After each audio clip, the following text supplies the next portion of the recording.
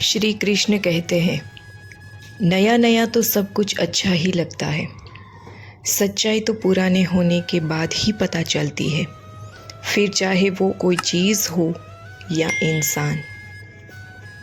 सबके कर्म सामने आएंगे, क्योंकि कर्म रिश्वत नहीं लेते।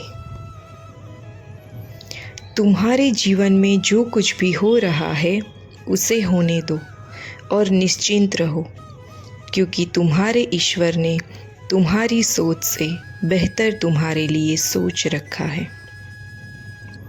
उपवास हमेशा अन्न का ही क्यों, लोभ, लालच, घृणा, चुगली, क्रोध और गंदे विचारों का भी होना चाहिए। श्री कृष्ण कहते हैं, कर्म भूमि की दुनिया में श्रम सभी को करना है। भगवान सिर्फ लकीरें देता है, रंग हमें ही भरना है। मन की बात बस कान्हा से किया करो।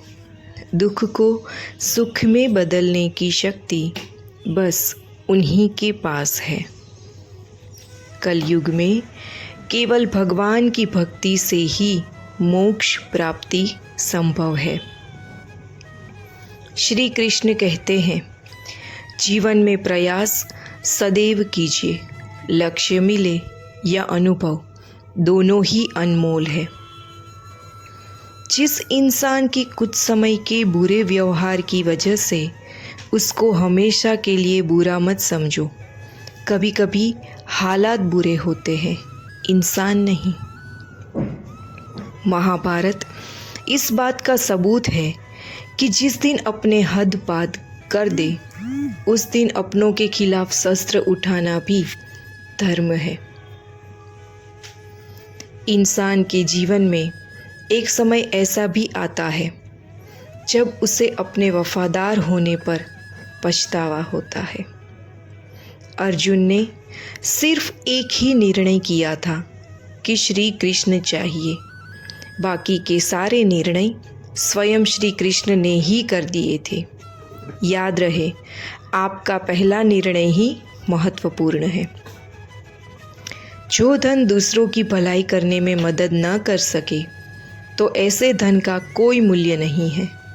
ऐसा धन सिर्फ बुराई का ढेर है और इससे जितना जल्दी छुटकारा मिल जाए उतना बेहतर है।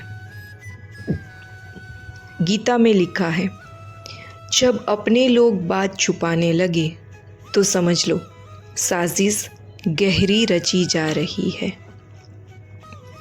इंसान तो आधा तभी मर जाता है जब वो अपने सबसे नज़दीकी इंसान से धोखा खाता है।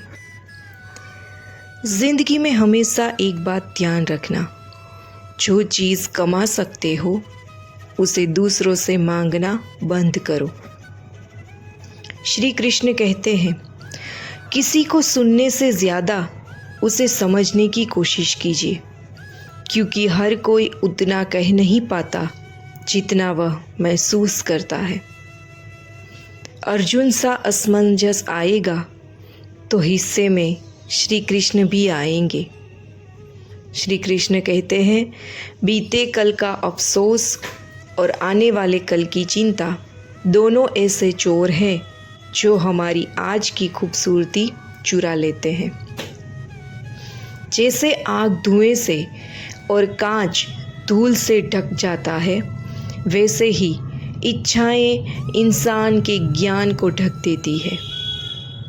श्री कृष्ण कहते हैं कि कोई भी व्यक्ति श्रद्धा के साथ हमेशा ईश्वर को याद करते हुए अपने कर्म करता है, वो परम लक्ष्य को प्राप्त कर लेता है। किसी के कोसने से या बुरा सोचने से कभी बुरा नहीं होता। वही होता है जो विधाता ने हमारे लिए सोचा है। इसलिए निश्चिंत रहे, परमात्मा सदैव आपके साथ है। कभी कभी जीवन में आगे बढ़ने के लिए उन चीज़ों और व्यक्तियों को भी त्यागना पड़ता है जो कभी तुम्हारे हृदय की गहराइयों में विलीन थे। कृष्ण कहते हैं, ज्ञानी लोग न तो पसंदीदा चीज़ मिलने पर बहुत खुश होते हैं और ना ही नापसंद चीज़ मिलने पर दुखी होते हैं। जीवन में परेशानियों का चिंतन करने से ये बहुत बड़ी हो जाती है, शांत रहने से बहुत कम हो जाती है, सब्र करने से ख़त्म हो जाए और परमात्मा को याद करने से खुशियों में बदल जाती है। जैसे उबलती पानी में कभी परछाई नहीं दिखती, ठीक उसी प्रकार परेशान मन से समाधान भी नहीं दिखते। शांत होकर देखिए, सभी समस्याओं का हल मिल जाएगा। गीता में श्री कृष्ण कहते हैं कि जो व्यक्ति किसी से उम्मीद नहीं रखते और चिंता मुक्त रहते हैं, वो मुझे अधिक प्रिय है। माँ के बाद सिर्फ हिम्मत मनुष्य का साथ देती है, जो मनुष्य को कभी हारने नहीं देती।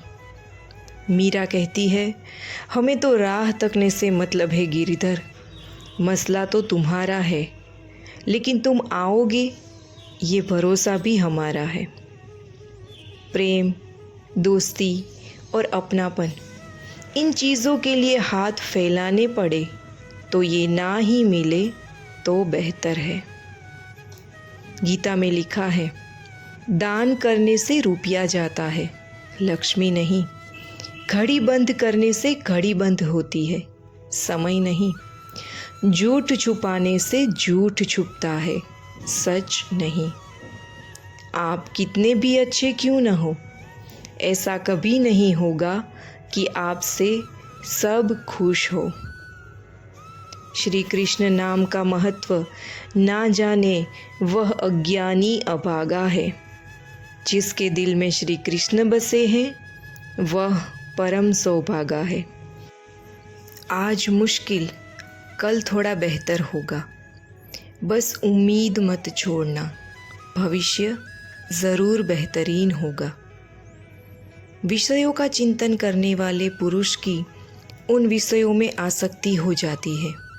आसक्ति से उन विषयों की कामना उत्पन्न होती है और कामना में विघ्न पड़ने से क्रोध उत्पन्न होता है। मनुष्य को अपने कर्मों के संभवित परिणामों से प्राप्त होने वाली विजय या पराजय, लाभ या हानि, प्रसन्नता या दुख इत्यादि के बारे में सोचकर चिंता में ग्रसित नहीं होना चाहिए। ईश्वर ने हमें धरती पर खाली चेक की भांति भेजा है। गुणों और योग्यता के आधार पर हमें स्वयं उसमें अपनी कीमत भरनी है। प्रेरणा का सबसे बड़ा स्रोत आपके अपने विचार है, इसलिए बड़ा सोचें और खुद को जीतने के लिए हमेशा प्रेरित करें। जय श्री कृष्ण मित्रों।